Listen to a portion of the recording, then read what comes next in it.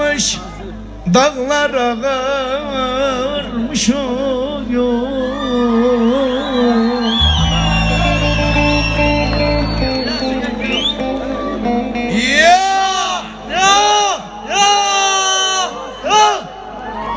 Çok kısa çektiniz lan. Gönderdiğim mektup o yara varmış oy. Reşit. Eyvallah.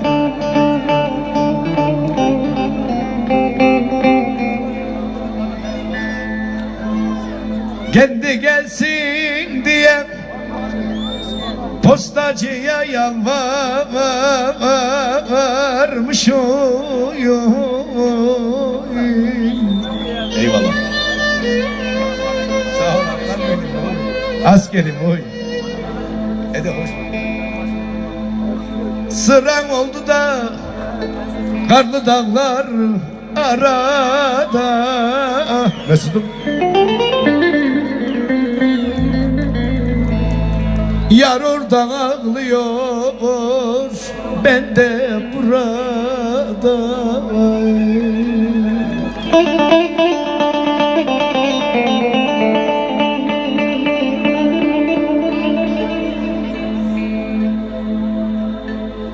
Kendi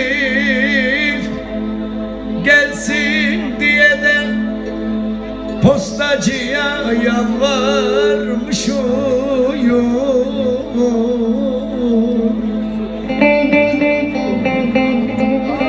Ali abi hoş geldin. Ya Şaban abi de burada. Sıram oldu da karlı dağlar arada. Yar orada ağlıyor, ben de burada.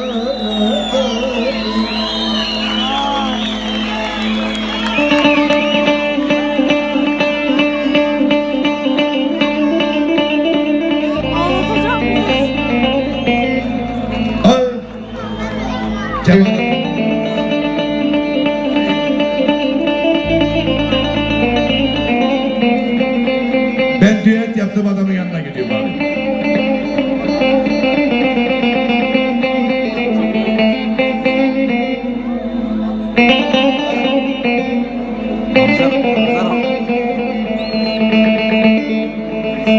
Kimin yanında?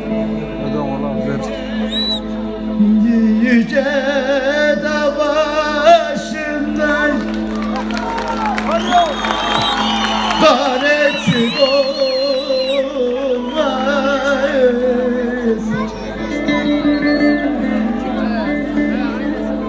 Yalan yüreğimden nar eksik olmaz.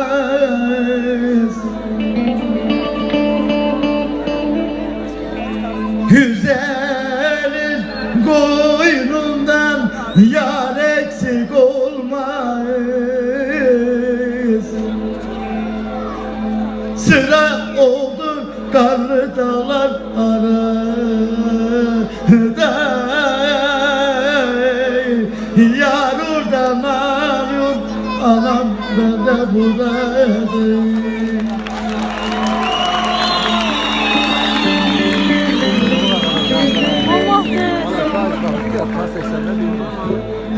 Bakmam mı ya? Şimdi yeni şöhret olmuşum, televizyonlara çıktım.